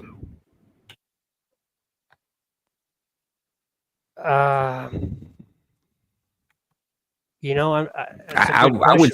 would say if you just look at it on the law enforcement side on building probable cause or reasonable suspicion, I think that was not a consensual contact. I think I agree too. Contact. So if you run from that, does an officer not have a duty to chase you and enforce the law? Because it's illegal to do that. True, but then the shooting while the guy's running, it was hard to tell if he even had anything. He could have been just trying to turn around to see if he actually had the dog. So at that point, it wasn't clear enough for me to see that he was a threat to the cop like that. Okay, fair enough. Let's go to Tyler. So yeah, I'm gonna return a vote of a bill on this one also.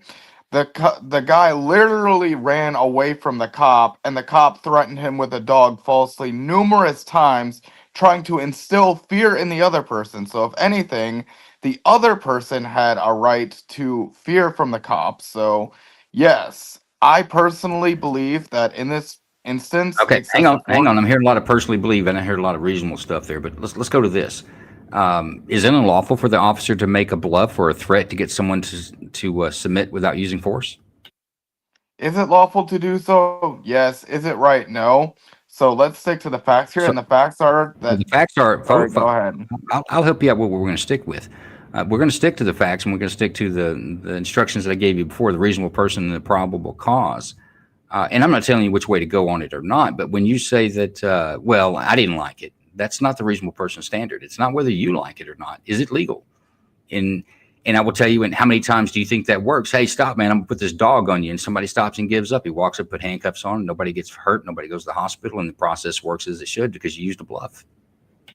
Right. And so sticking to the facts that you gave me, I'm going to return a bill strictly because the person was not deemed as a threat. In my opinion, he was running away from the cop, and there could have been other means used in this instance to stop it. So I do have to return a bill here strictly due to that. What other means could he have used?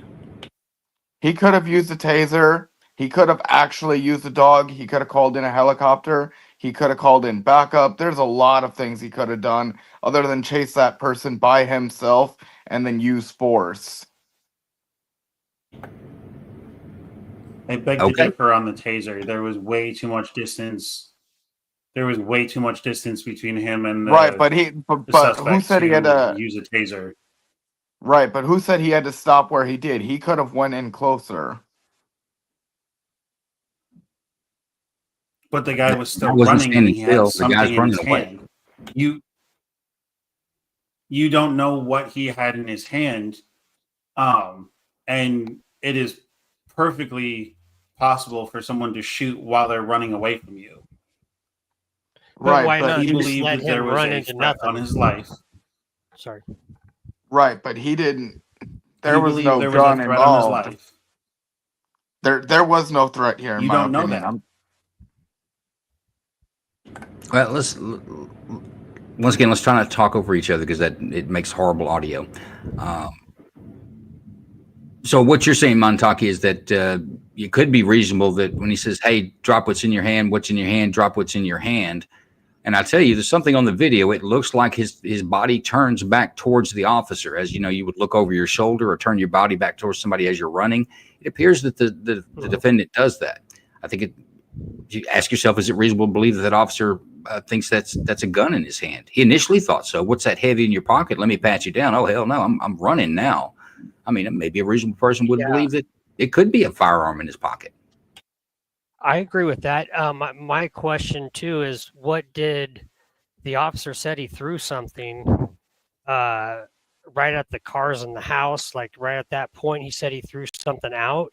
So, I mean, if he had something in his pocket, I would have assumed just by what I could see that he threw out what was in his pocket, and then thinking that when the cop says, "Hey, I got the dog, he's coming," I'm going to turn around and look too. So that, to me, I think there was way too much distance for the cop to be shooting somebody in the back, unless that guy had the gun. He physically, you can visibly see the gun. I could not. So that's where, if you could pull up the video to where you can see a gun in his hand, and he turns it around physically towards the cop, that's different. But I can't see that in the video, so that's where I say no. Yeah, no video's not clear. You got the bounciness of the officer. You can see the body twist, and like I say, I've replayed that a couple of times. But guys, we're down to less than 10 minutes. Let's do a vote. Tyler, you're a true Bill still. That is correct. I vote a true Bill. True Bill. Montucky, you're a true Bill as well. True Bill. Grizz, you were undecided or not real sure. You were leaning towards true Bill. Have you made a decision? Yeah, send him a bill. Another true Bill. Looks like that's what the verdict's going to be. Let's finish it out. Ultra, you're a no Bill on this? I asked to be checked in on later, and still have not been checked in on. My apologies. I actually forgot about that. Yeah, yeah. Give it to us, sir. What do you think? I'm going here with Tennessee versus Gardner, where a police officer may use lethal force if, in good faith, he believes that a fleeing suspect is in a danger to himself or to others, and he believed that there was something in the man's hands. Whether or not it was a gun, I do not know. And also the officer suspected that there was a gun on his person. He asked about what's that heavy thing in your front pocket. So whether or not there was a gun, I think is regardless, because the officer believed that there was a gun and the man was fleeing him and defying direct orders. So I would say actually it's a no Bill. Got a no Bill. Rooster, what's your final vote, sir? I'm firm on no Bill. I believe he tried to de-escalate by bluffing with the dog. Whether he had the dog with him or not, he did in fact try to get the guy to stop by telling him he was going to sick the dog on him. And to the point, you don't have to know for a fact if there is a gun in their hand. Going to the example of the plastic gun, you don't have to know if it's a real gun or not. If you believe that you are in danger or someone else is in danger, you have the legal authority to use lethal force. But that's also another abstract of that is that you as the jurist, I mean, you're not there to make that decision, but you're just kind of weighing it. Is it reasonable? If the cop said, "Man, that scared me," you're like, "That's reasonable. I can see that." so you're there. It's like, I can see that, right? That's why you're at a no bill. Yeah. Okay, guys, we want to try to get these videos in. I don't mean to cut anybody short, but we haven't heard from Jason from that last case, and I want to get him in on this one because I think this one he probably got an opinion. But Jason, do you want to give an opinion on this? I think Ultra nailed it on the head there.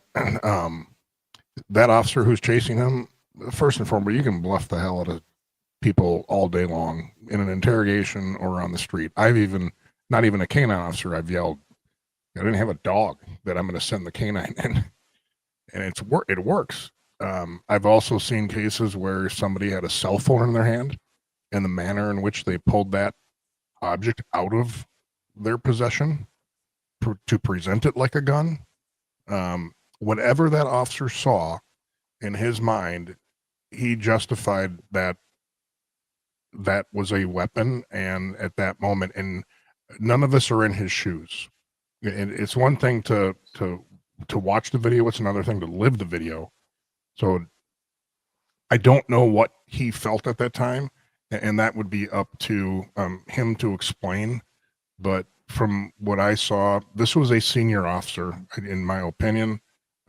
He wasn't overexcited. The fact he had something heavy in his pocket, the fact that he saw something, he tossed something that could have been dope, that could have been whatever.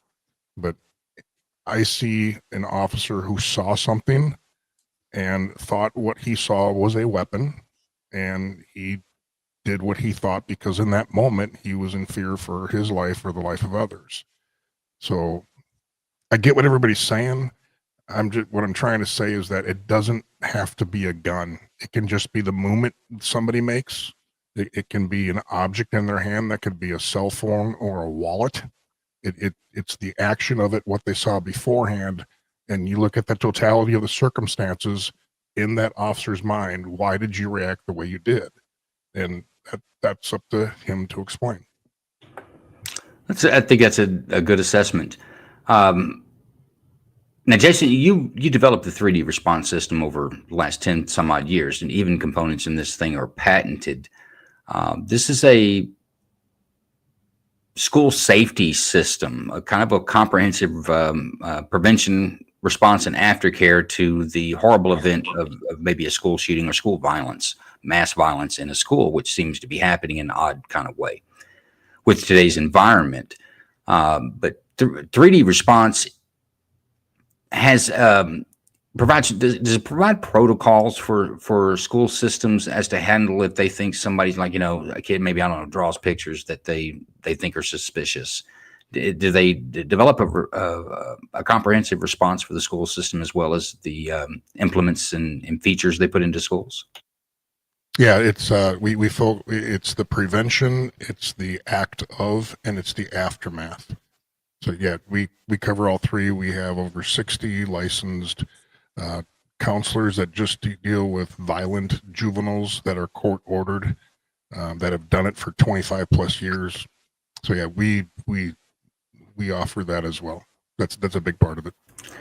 Yeah, folks, we can't stress this enough. The 3D response system is a comprehensive solution to violence in schools, just like the fire code has been a solution to fires in school.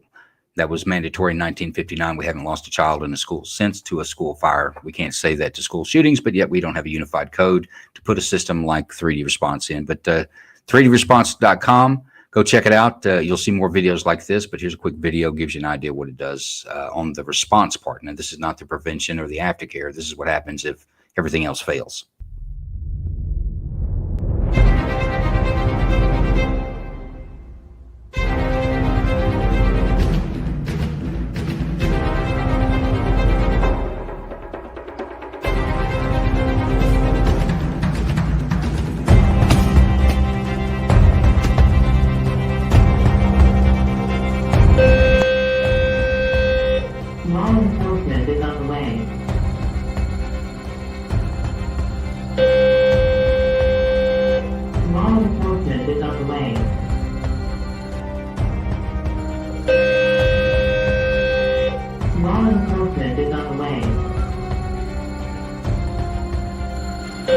I see you entering, take a right. You're going to proceed down the long hall, all the way to the end.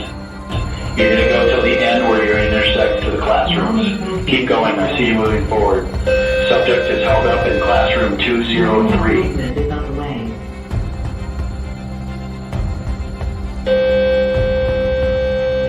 Law enforcement is on the way.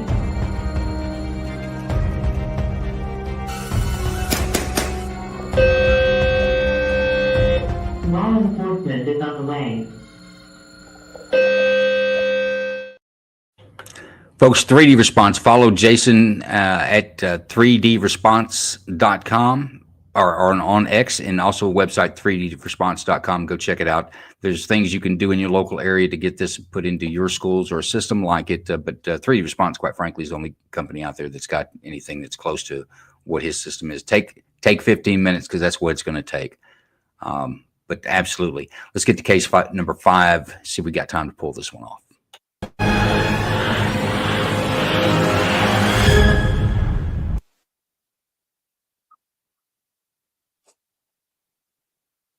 On August 10th, Houston police officers were searching for a suspect believed to be involved in multiple aggravated robberies. At approximately 7:06 p.m., officers located a Toyota Tacoma matching the description of the suspect's vehicle and initiated a traffic stop. The suspect, Jonathan Velasquez, pulled into a gas station. Officers gave Mr. Velasquez commands to step out of the vehicle with hands up. Mr. Velasquez did not comply and fled the scene, initiating a pursuit. Mr. Velasquez drove to the 8800 block of Aspen Meadow Drive, exiting the truck with a gun in each hand. Officers gave repeated verbal commands for Mr. Velasquez to drop the guns. Mr. Velasquez did not comply and raised a gun toward officers. 7 officers discharged their duty weapons, striking Mr. Velasquez. Officers immediately rendered aid until HFD arrived. Mr. Velasquez was pronounced deceased at the scene. No officers were injured.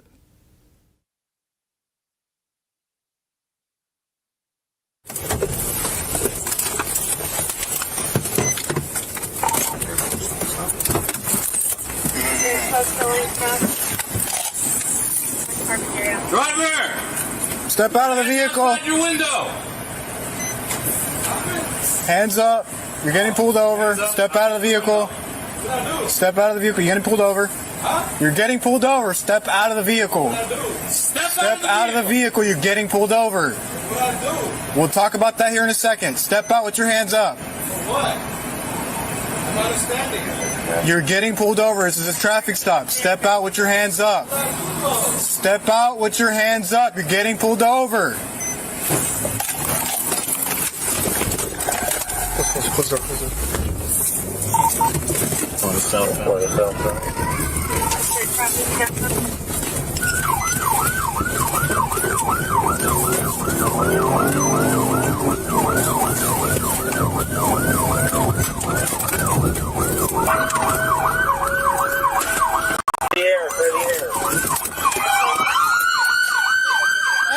Step out of the car! Step out of the car! Put the gun down! Put the gun down! Put the gun down! Put the gun down! Put the gun down! Put the gun down! Put the gun down! Put the gun down! Put the gun down! Put the gun down! It's not worth it! It's not worth it! Drop it! Hey, don't give me that fucking chance! Drop the gun! It's not worth it, brother! It's not worth it! It's not worth it! Walk this way! Hey, Grok, kill the sirens for me. Brother, we'll talk about that later. Hey, for now, put the gun down and walk this way. Put the guns down and walk this way, brother. It's not worth it. Let's talk about it here in a minute. Just come over here with your hands up. Hey, it's not worth it, brother. It's not worth it. I want to shoot you. We don't want to shoot you. It's not worth it, brother. It's not worth it, brother. Drop the weapon. Brother, it's not worth your life.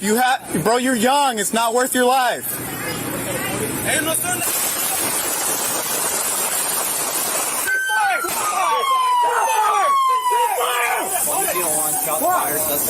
Hey, shield. Hey, what's up, guy? What's up? Chill.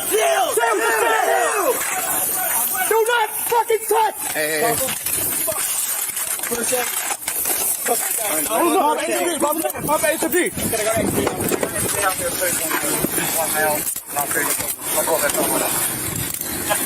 Hey, anybody got first aid? Yeah. Where's he shot? Hold on, bro. What's up? Go ahead.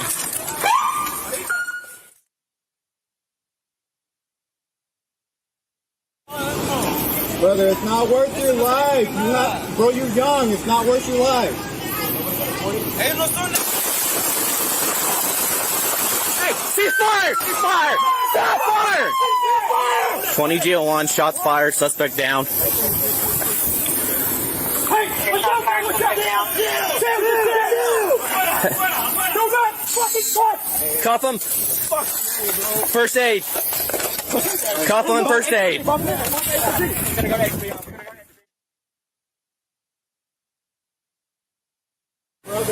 Drop the weapon. Brother, it's not worth your life. Bro, you're young. It's not worth your life. Hey, no, son.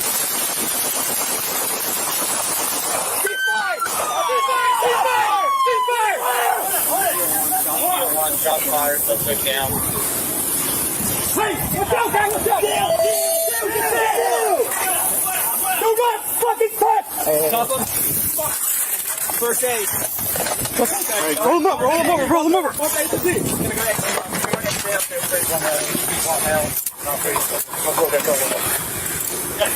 Hey, anybody got first aid? Yeah, I got it. Start ripping the shirt off. Where's he shot? Oh, hold on, bro. Watch out.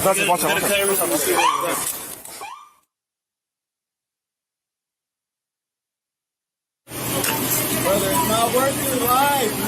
Bro, you're young. It's not worth your life.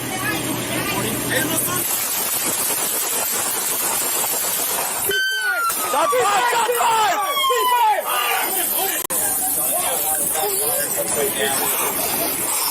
Hey, what's up, guy? What's up? Chill! Do not fucking touch. Cuff him. Fucking A, bro. First aid. God. One else, nothing. Hang it, bro.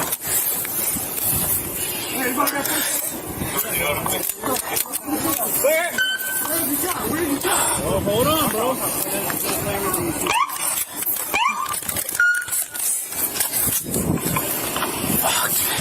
Here we go.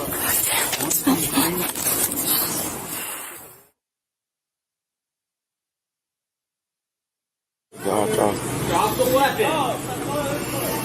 It's not worth your life. Bro, you're young. It's not worth Hey, no, son.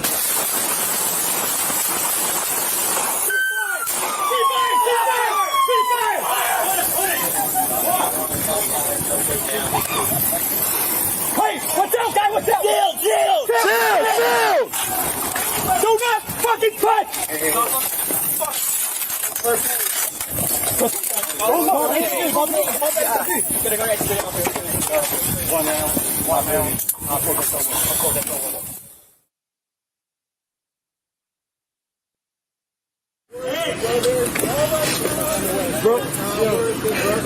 Drop the weapon.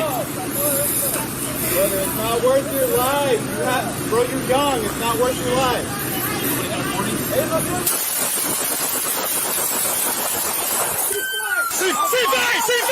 Ceasefire! GL1, shot fired, suspect down.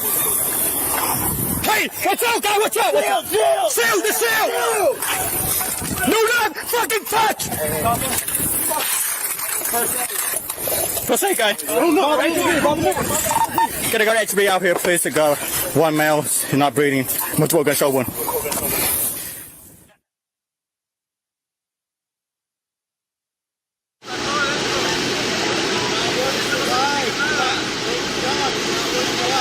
Hey, nobody got a 40?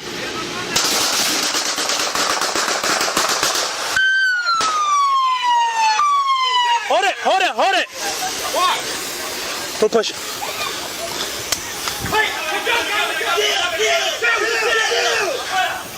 Do not fucking touch!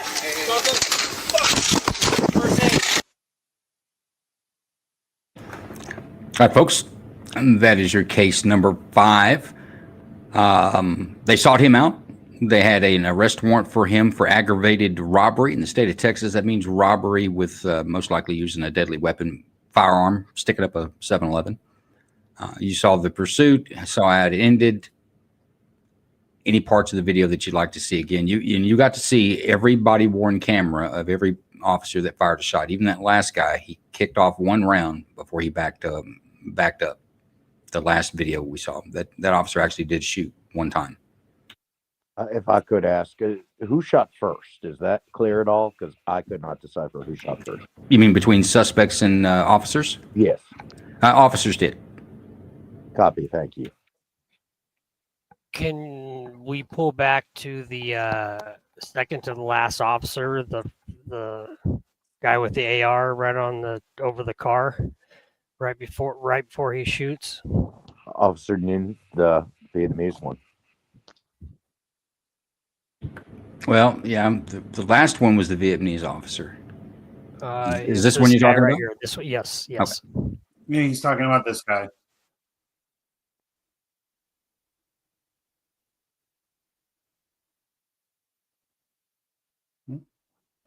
Bro, drop the weapon.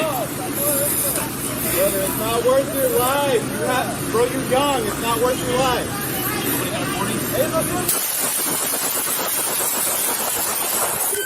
See fire! Shot fired. Let's go down. Hey, watch out, guy! Watch out! Seal! The seal! Is that what you wanted to see? Yep, perfect. Thank you. All right, any other portions of this video, folks? All right, we got 8 minutes to get a decision. Let's put him a clock up, Big Ron. Put him 7 minutes on it. That's what you got, 7 minutes. Let's go to Montaki first. Give me your overall opinion, sir. I was just making sure that all the cops pretty much at the same time all agreed that force was coming. So it was a definitely no bill for me. It was pretty clear. All the officers shooting at the same time. He pulled up and that's it. Okay. Tyler, what's your opinion on this one, sir? No bill, Joe. He was told several times by several officers, drop the weapon. He fled from the scene, so already it's a high-risk stop because he refused to get out of the vehicle and then fled from deputies. So it's a no bill on my end, strictly because I believe every officer were in danger of their lives because not only did he have an AR, but he had a pistol and he refused to put them down. So no bill for me, Joe. Very good. Rooster talks on Rumble. What do you say, sir? No bill. As soon as he lifted the pistol, he called a shot. Okay. And you think it reasonable that the officers held fire and even attempted to de-escalate until he raised the pistol up? But now going back to that, if you look at that, it's almost like the guy was talking like, you'll point at somebody when you're talking. It's almost like he was just pointing the firearm to speak. I mean, how can you be really sure he raised the pistol to engage a police officer? Maybe he wasn't going to shoot. Right, but that as doesn't matter. somebody... Let's go to Rooster first. Let's go to Rooster first, Tyler. I'll come back to you. Go ahead, Rooster.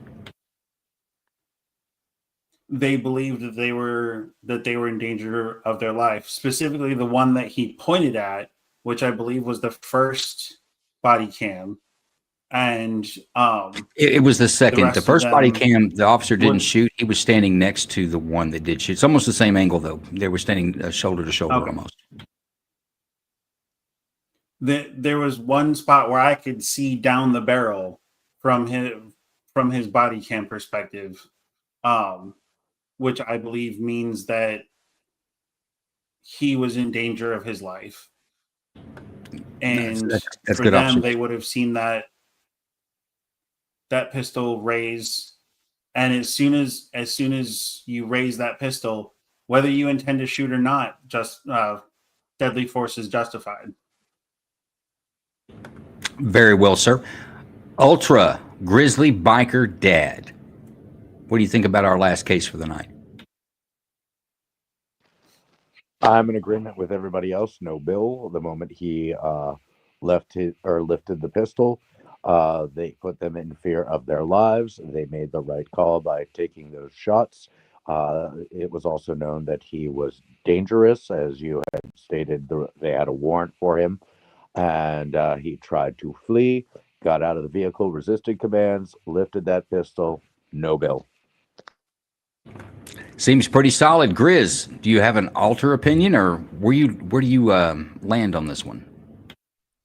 I'm a team kind of guy, Joe. I'm with the rest of them. No bill for me. I think, like you said, when he raises his hand, it's a pretty casual deal, like not like he intended to surprise somebody and shoot all the cops, right? It's pretty casual. It almost looks like he's looking around and assesses the situation, and it's like a suicide by cop thing, but no bill. He raised his gun at him. And the one thing I would like to say is a cop cannot make a distinction between the split second what your intentions are. All the cop sees in this instance is they see a guy with a gun pointed at him. They are trained to respond accordingly.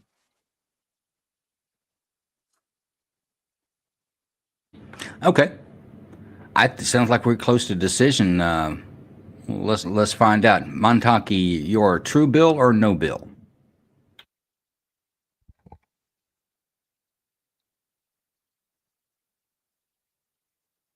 Rooster Talks, a true bill or no bill? Final vote. No bill. This one's on the house. No bill. It's on the house. Ultra, true bill or no bill? Final vote. I said no bill. I always go back in case you change your mind. Tyler might have convinced you otherwise. Grizz, you're still at a no bill? No bill, sir. And Montaki, you're still at a no bill as well. Am I correct with this? Yes, sorry about that. Yes, no bill. No worries. Technology will do that to all of us. Let's post a verdict there, Big Ron. No bill, no formal charges. Folks, we're not going to have time to get into this case number 6, but we will have. We do have a companion space going on X right now. Anybody that wants a direct invite to that, shoot me a DM or shoot anybody in here a DM, and we'll get you an invite to it. All of us will join that space in about 10, maybe 15 minutes after this show ends, and we'll keep the discussion going. We can talk about more about these cases as far as a lot of times how we feel about it and our real opinions versus kind of the verdict, because I hold you guys to a bit of a standard on your verdicts. But yes, that'll happen directly after the show. We've got a new show coming up. Starts next Wednesday. It's called Night Court. We'll take a real criminal trial from opening arguments to the jury's verdict. We'll see. I haven't decided yet how many folks we're going to put on that jury. We may still just stick with 5 because the numbers work out right for not having ties. But we're going to present that as we do our police use of force videos, and we'll watch a trial all the way through. You will only see what the jury sees. You won't see sidebars, you won't see commentary, nothing else. You'll only see what the jury sees. That's I've edited to show you just what the jury was present for. So we're looking forward to that. That starts next Wednesday. Speaking of that QR code there, that goes to our Patreon group. You guys join the Patreon group. You can join it for free. I do have some support tier members. They get some extra stuff. Like tonight, every Friday before the show, I send out a video with all the police videos in it, so you get an early view on that. Tonight, I apologize. You guys only got it about 30 minutes early, but I was struggling a little bit today with some time management, maybe. But that's a benefit for being in our Patreon group.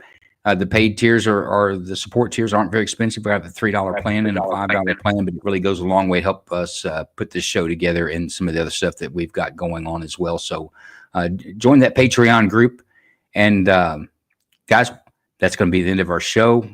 we'll see you at the after party on X.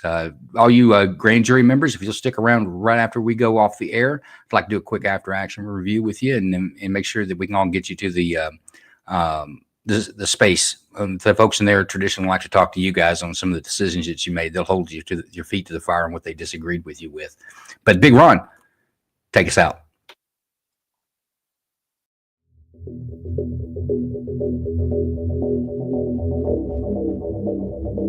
Intentionally or knowingly possess a short barrel firearm, to wit, an Eastern Arms 16-gauge shotgun, against the peace and dignity of the state, signed Foreman of the Grand Jury. Thank you, Mr. Hartwell. And Mr. Young, how do you enter a plea?